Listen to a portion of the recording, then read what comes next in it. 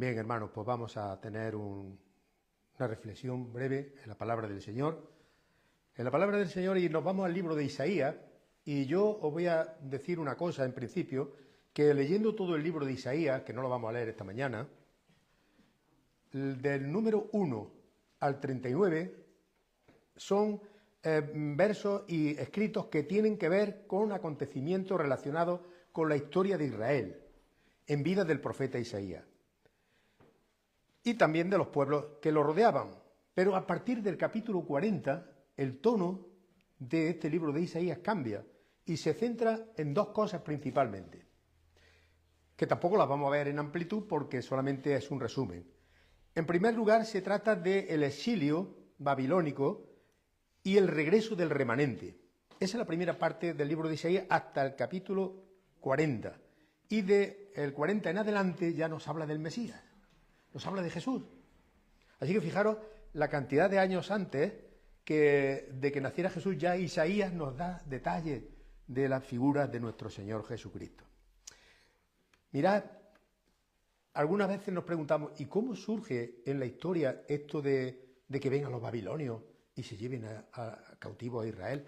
En principio, la primera fase parece que fue solamente a las personas más eruditas, a las personas de clase más alta. Luego fueron, después de la destrucción de Jerusalén, arrearon con todos. Pero, fijaros lo que dice el segundo libro de los Reyes, capítulo 20, versículos 12 al 19. Fijaros cómo la palabra del Señor siempre tiene una explicación. Y hoy vamos a hablar de consuelo, hermanos. Vamos a hablar de consuelo porque necesitamos consuelo en nuestra vida. Porque que levante la mano aquí alguien que no tenga un problema en su vida. Consuelo de muchas clases. A lo mejor por la situación laboral, por la situación familiar, por una decepción de alguien, por un momento malo que se está pasando. Todos tenemos alguna cosa de la que o con la que tenemos que ir con ella adelante y consolarnos en el Señor. Mirad lo que pasó en este capítulo del libro de los Reyes. En aquel tiempo, dice el versículo 12, en aquel tiempo, yo creo que habéis situado, segundo libro de los Reyes, 20, y nos vamos del 12 al 19.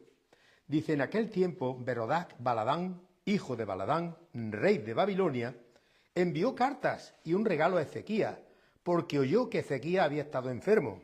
Y Ezequías los escuchó y les mostró toda su casa del tesoro, la plata, el oro, las especias, el aceite precioso, su arsenal y todo lo que se hallaba en sus tesoros. Estoy leyendo de la Biblia de las Américas. No hubo nada en su casa ni en todo su dominio que Ezequías nos le mostrara. No hubo nada. Entonces el profeta Isaías vino al rey Ezequías y le dijo, ¿qué han dicho estos hombres? ¿Y de dónde han venido a ti? Y Ezequías respondió, han venido de un país lejano, de Babilonia. Y él le dijo, ¿y qué han visto en tu casa? Y Ezequías le respondió, han visto todo lo que hay en mi casa. No hay nada entre mis tesoros que yo no les haya mostrado. Entonces Isaías dijo a Ezequías, oye la palabra del Señor. Vienen días cuando todo lo que hay en tu casa y todo lo que tus padres han atesorado hasta el día de hoy será llevado a Babilonia. Nada quedará, dice el Señor. Y algunos de tus hijos que saldrán de ti, los que engendrarás, serán llevados y serán oficiales en el palacio del rey de Babilonia. Entonces Ezequías dijo a Isaías, la palabra del Señor que nos has hablado es buena. Pero pensaba, ¿no es así si hay paz, seguridad en mis días?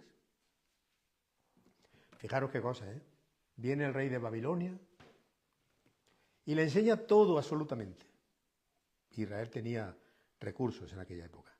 Isaías ya le había advertido muchas veces que la idolatría le iba a traer problemas, porque la idolatría era el pecado, de entre los pecados que cometía el pueblo de Israel, la idolatría era el pecado más dañino en cuanto a su relación con Dios. Y vino la deportación, vinieron los babilonios, hicieron una barbaridad. Primero se llevaron a uno, luego se llevaron ya al resto, destruyeron Jerusalén, hicieron una verdadera masacre. Y es más, hasta los niños hicieron como lo que acabamos de ver. Los niños, los bebés, ninguno se libró. Pero ahora vamos a leer el capítulo 40. Vamos a leer hasta el 12 y después, si nos da tiempo, continuaremos. Y dice así, el capítulo 40 del libro de Isaías. El capítulo 40 dice, consolaos, consolaos, pueblo mío, dice vuestro Dios. Hablad al corazón de Jerusalén, decidle a voces que su tiempo ya es cumplido, que su pecado es perdonado, que doble ha recibido de la mano de Jehová por todos sus pecados. Voz que clama en el desierto, barred camino a Jehová, enderezad calzada en la soledad de nuestro Dios. Todo valle sea alzado y bájese todo monte y collado, y lo torcido se enderece y lo áspero se allane. Y manifestárese la gloria de Jehová, y toda la carne juntamente lo verá, que la boca de Jehová habló. ¿Y qué decía? Da voces. Y yo respondí, ¿qué tengo que decir a voces? Toda carne es hierba, y toda su gloria como flor del campo. La hierba se seca, y la flor se cae, porque el viento de Jehová sopló en ella. Ciertamente, hierba es el pueblo. Sécase la hierba, cáese la flor, mas la palabra del Dios nuestro permanece para siempre. Súbete sobre un monte alto, anunciadora de Sión, levanta fuertemente tu voz, anunciadora de Jerusalén, levántala, no temas, di a las ciudades de Judá, ¿veis? Aquí el Dios nuestro, he aquí que el Señor Jehová vendrá con fortaleza y su brazo se enseñoreará. He aquí que su salario viene con él y su obra delante de su rostro. Como pastor apacentará su rebaño, en su brazo cogerá los corderos y en su seno los llevará, pastoreará suavemente a las paridas. ¿Quién midió las aguas en su puño? Y aderezó los cielos con su palmo, y con 3 dedos allegó el polvo de la tierra, y pesó los montes con balanza, y con peso los collados. ¿Quién enseñó al Espíritu de Jehová o le aconsejó enseñándolo? Me voy a detener aquí. Vamos a analizar un poco estos momentos que son proféticos, porque todavía no habían sucedido. Pero está hablando ya después de Babilonia, de la restauración. Y hermano, algunos comentaristas dicen que este capítulo es una joya. Es la joya del Antiguo Testamento en cuanto a esperanza, en cuanto a reilusionarse, volver a ilusionarse con la palabra de Dios. Y es un mensaje de consuelo dirigido a un pueblo que estaba atravesando momentos muy difíciles. Y yo veía este vídeo hace unos días, antes de compartirlo con vosotros, y veía cómo estas personas están atravesando momentos muy difíciles, pero en otro grado tú también a lo mejor tienes problemas hoy en día. Estás atravesando una enfermedad, estás atravesando una crisis familiar, estás atravesando una decepción, un enfado con alguien que te ha decepcionado, estás inquieto por las cosas que te rodean. Y tenemos que verlo como la promesa que el Señor hace aquí y la inmutabilidad de su palabra. Inmutabilidad, que no varía, que está ahí. El pueblo de Israel había experimentado una devastación. Habían perdido la identidad nacional. Eso era terrible. Ellos perder la identidad nacional. Habían tenido un problema muy largo. Después de la destrucción de Jerusalén, fueron todos llevados a Babilonia. Y en el Salmo 137, hermano, se muestra la tristeza profunda. La tristeza profunda como el Señor Jesús también experimentó esa tristeza profunda en la oración en el huerto. Esa tristeza profunda delante de los muros de Jerusalén, cuando lloró también delante de la tumba de Lázaro. El pueblo de Israel estaba, y el Salmo 137, vamos a leerlo porque conviene ver algunas cosas ahí de las que ellos necesitaban recibir el consuelo del Señor. Salmo 137, dice así la palabra del Señor.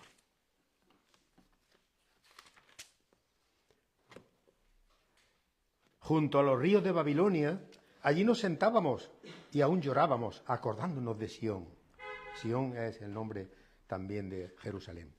Sobre los sauces, en medio de ellas, colgamos nuestras arpas, y los que nos habían llevado cautivos nos pedían que cantásemos, y los que nos habían desolado nos pedían alegría, diciendo, cantadnos algunos de los himnos de Sión. ¿Cómo cantaremos canción a Jehová en tierra de extraños? Si se me olvidare de ti, oh Jerusalén, mi diestra sea olvidada, mi lengua se pega a mi paladar. De ti, si de ti no me acordare y no ensalzare a Jerusalén como preferente asunto de mi alegría. Acuérdate, oh Jehová, de los hijos de Edom en el día de Jerusalén. Quienes decían, arrasadla, arrasadla, hasta los cimientos. Hija de Babilonia destruida, bienaventurado el que te diere el pago que tú nos hiciste. Es decir, está pidiendo venganza a lo que le han hecho los de Babilonia. Dice, bienaventurado el que tomara y estrellara a tus niños contra las piedras. Y es duro leer eso. Pero ellos que habían hecho el doble antes. Y aquí están en la tristeza y en la angustia profunda que contestan aquí. Este salmo no es de David, no se conoce el autor. La tristeza profunda que están experimentando, es decir, mira, bienaventurado el que coja a tus bebés y se los cargue. Fíjate hasta dónde llegaría el temor, el ansia, la sed de venganza de la persona que escribió esto. Pero aquí el Señor nos dice en esta joya de la Biblia que hemos leído en el capítulo 40 del libro de Isaías. El libro de Isaías en el capítulo 40 donde dice, consolaos, consolaos, y lo dice 2 veces. Pueblo mío, dice vuestro Dios. Y tú dices, ¿cómo Dios, después de lo que habían hecho, de todas las barbaridades que habían hecho, de la idolatría, de la torpeza, de enseñarle al rey de Jerusalén todas las riquezas, al rey de Babilonia, todas las riquezas de Jerusalén, todas las riquezas del pueblo, se las enseña a un rey que viene de fuera que venía por allí porque se había enterado que Ezequías estaba enfermo. Y este coge y le, ¡hala, venga! Y le enseña todas las cosas. Cuando el Señor les tenía dicho que tuvieran cuidado con los pueblos de alrededor. Es más, que no tuvieran relación con ellos porque lo que pasó. Claro, lo que pasó y en este estado de profunda tristeza, el Señor a través de Isaías le dice, pero esto no va a durar siempre. Esta tribulación que estáis pasando no va a durar siempre.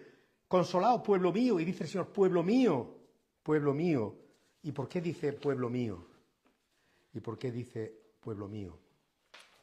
El Señor hizo un pacto. El Señor hizo un pacto con Israel.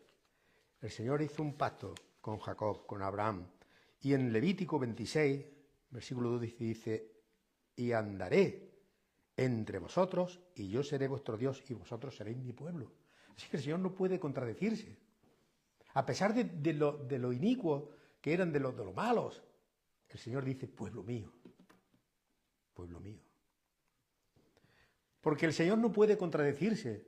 Su espíritu y sus cualidades y sus atributos no pueden contradecirse a sí mismo. Y el Señor los escogió como pueblo con todas las consecuencias, sabiendo todo lo que iba a pasar.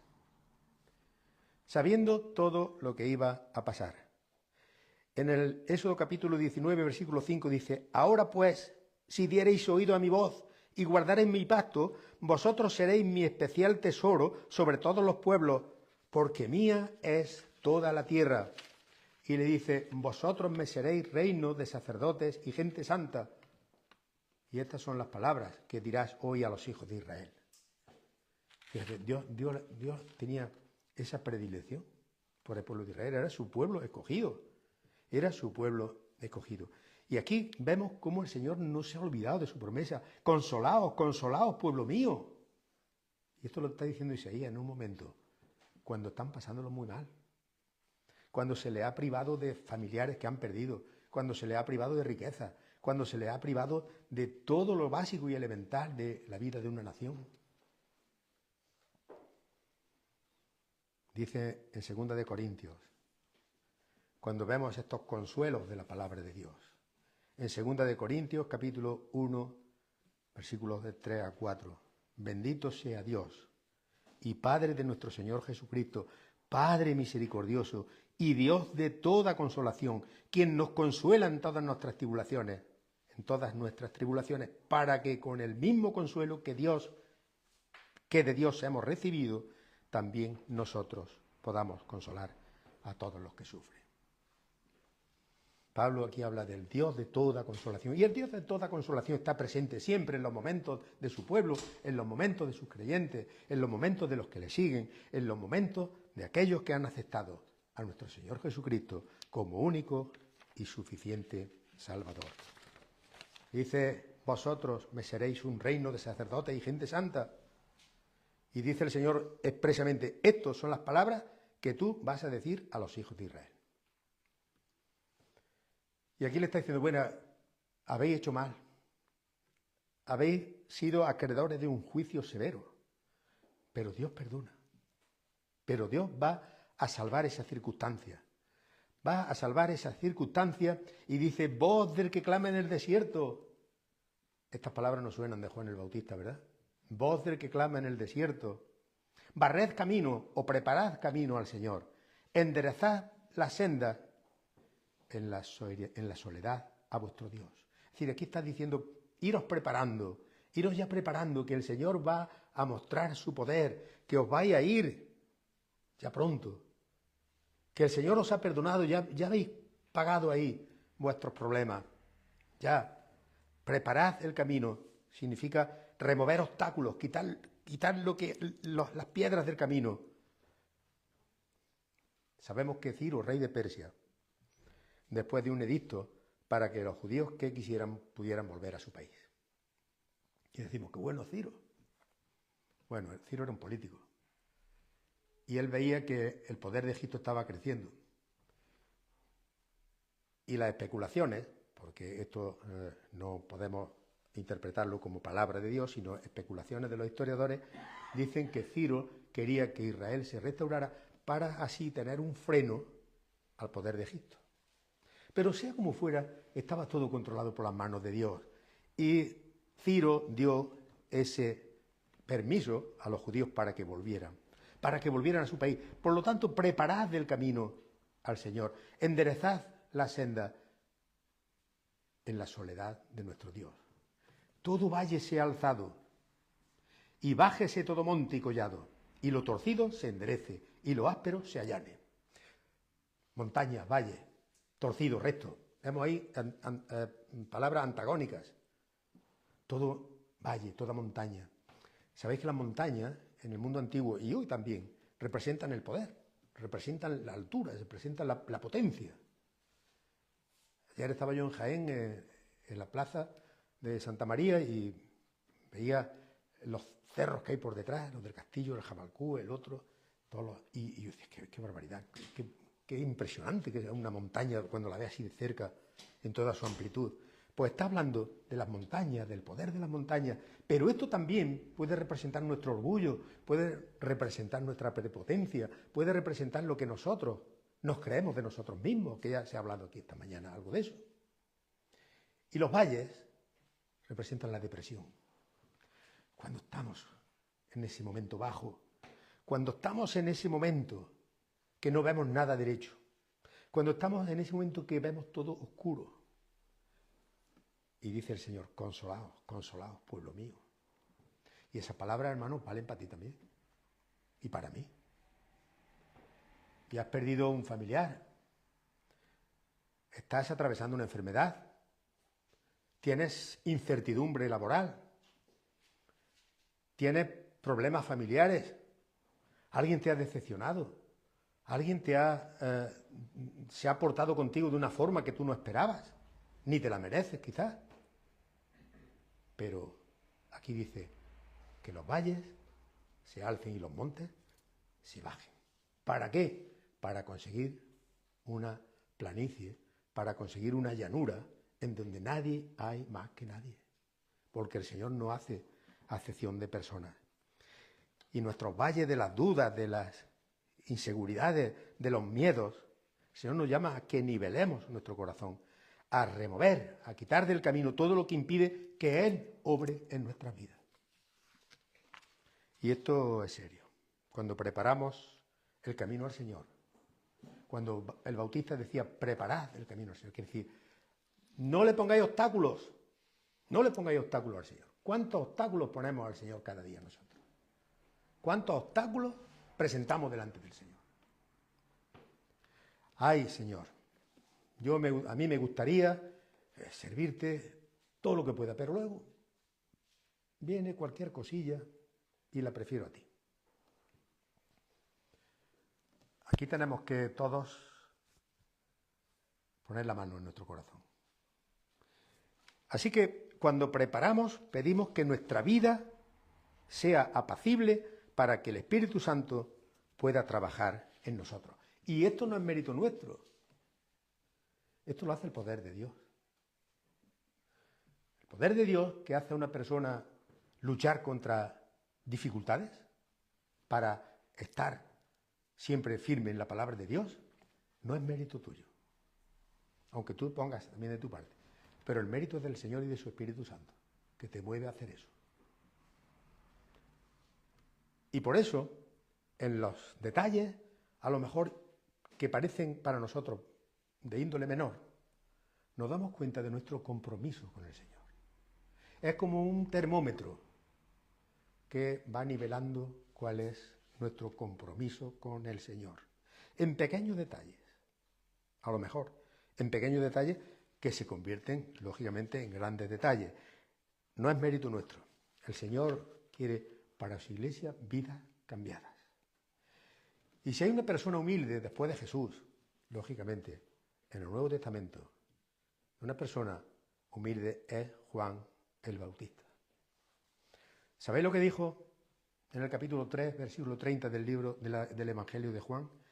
Es necesario que Él crezca, es decir, que Jesús crezca y que yo mengüe. Y sabéis que en el momento ese tenía Él toda la popularidad. A Jesús no lo conocían. Pero a Él acudían las multitudes al Jordán a ser bautizados.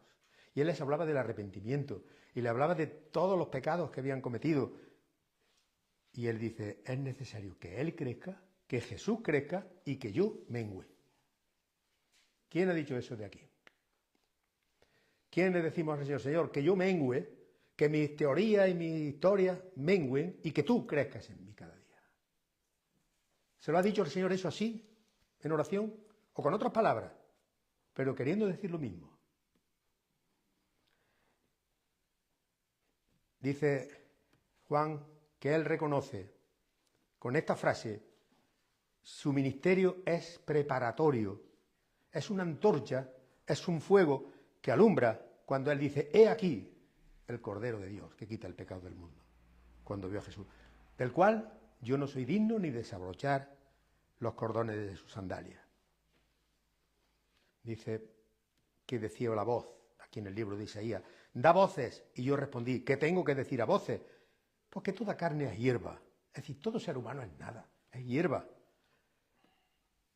La hierba se seca y la flor se marchita porque el viento del Señor sopla en ella. Ciertamente como hierba es el pueblo. Sécase la hierba, marchítase la flor, pero la palabra de Dios, el Dios nuestro, permanece para siempre. Nosotros pasaremos todos, si el Señor no ha venido antes a recogernos. Pero la palabra del Señor continuará aquí. Y habrá personas que quieran eliminarla. Habrá personas que quieran anularla.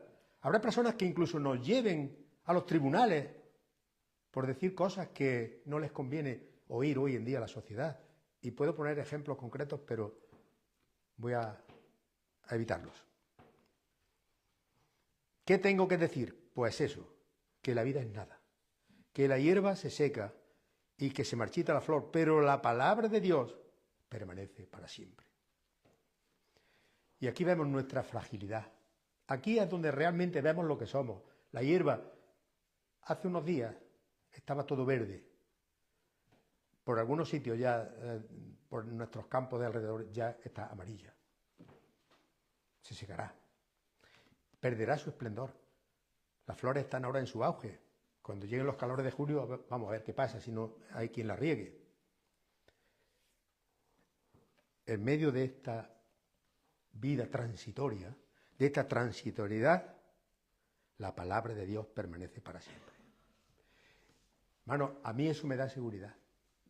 Porque si la palabra dijera hoy una cosa y mañana otra, como dicen algunos concilios, no me daría seguridad ninguna. Pero la palabra de Dios permanece para siempre y son eternas. Y yo digo una cosa, aquí lo ha dicho Isaías, si ahora alguien viene a reclamarme a mí eso, digo, mira, ve a Isaías y se lo cuenta. A ver si hay alguna palabra ahí que a ti no te gusta. Porque yo no la he escrito. Yo estoy leyendo lo que ha escrito Isaías. Y nos recuerdan nuestra fragilidad contra la teoría del hombre que cree que es superior y que todo ya está arreglado y que no se puede hablar de pecado. Y el pecado de Israel aquí, el Señor dice que va a ser perdonado. Que va a ser perdonado. Pero habrá también tiempo de aflicción. El pecado tiene una factura. El pecado tiene una factura que Dios te perdona, efectivamente, y ya estás limpio de ese pecado, pero hay unas consecuencias que Dios te las va a pasar, te va a pasar la factura. Dice que te subas a un monte alto, voy a ir terminando, y anuncia, levanta fuerte tu voz y di, Jerusalén, no temas, di a las ciudades de Judá, ¿veis aquí el Dios vuestro? No temas, Jerusalén. Y aquí tenemos una frase preciosa. Aquí tenemos, he aquí el Señor vendrá con fortaleza y su brazo se enseñoreará. He aquí que su salario viene con él y su obra delante de su rostro. Viene, ahí está presentando al Dios de potencia, al Dios de poder, al Dios que no va a pasar por alto las tonterías ni los pecados que están cometiendo los de su pueblo. Pero también se presenta como pastor, apacentará su rebaño. Es decir, tenemos un Dios potente, poderoso, pero un Dios que es pastor. Con ese cuidado, con ese mimo que tiene hacia su pueblo. Y dice, y en su seno los llevará, pastoreará suavemente las paridas, las ovejas que han parido, que necesitan cuidados especiales. Y aquí vemos al Dios potente, pero al Dios pastor. ¿De quién nos está hablando? ¿Quién es el buen pastor, por antonomasia?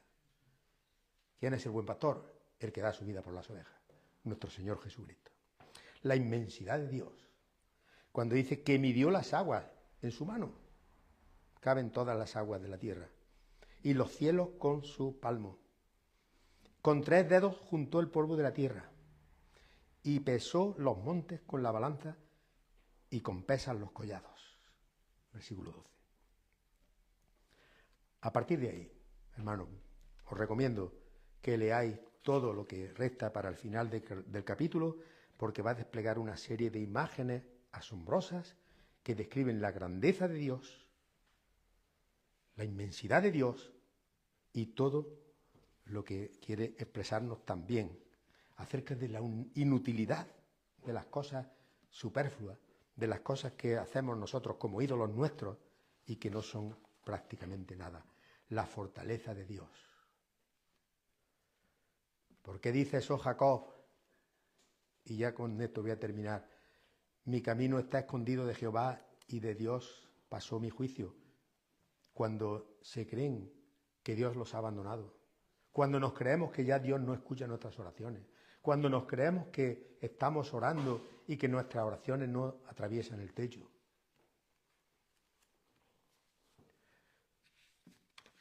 Tenemos que aplicarlo esto a nuestras vidas. Los versículos que vienen a continuación nos dan un mensaje de esperanza. Isaías nos recuerda que nuestro Dios no se cansa, que nosotros nos cansamos, nosotros nos agotamos, nosotros tenemos ese problema del cansancio, pero nuestro Dios no se cansa. Está con nosotros guiándonos, sosteniéndonos y renovándonos cada día. Cuando tú acudes a Él con tus problemas y dices, Señor, tú eres el Dios de consolación. Y yo necesito esa consolación ahora mismo. Porque tengo una pena. Porque tengo un problema en mi vida. Porque tengo una enfermedad mía o de algún ser querido. Porque alguien me ha defraudado. Porque estoy viviendo un cristianismo aburrido. Consuélame, Señor. Consuélame. Dame deseo para pedirte cada día que me consueles y que, como dice tu palabra, me des ese poder de levantar alas como las águilas, como dice en unos versículos más abajo. Es un capítulo que nos invita, hermanos, a encontrar nuestro consuelo no en nosotros, no en una introspección, como dicen ahora los de la meditación y todas estas cosas, no en nosotros, porque de nosotros no sale nada bueno, sino en el poder de Dios, en el Dios que ha hecho el universo, en el Dios que fue fiel con el pueblo de Israel a pesar de sus traiciones y que sigue siendo todavía estando con las manos y con los brazos abiertos para aquellos de su pueblo, de raza, que quieran volver a Él. Y para nosotros, como el nuevo Israel, redimidos por su sangre. Y Él está demostrándonos su grandeza y su poder a través de las palabras del profeta, inspirado por el Espíritu Santo, para que sepamos en quién estamos confiando. Que no es un Dios cualquiera.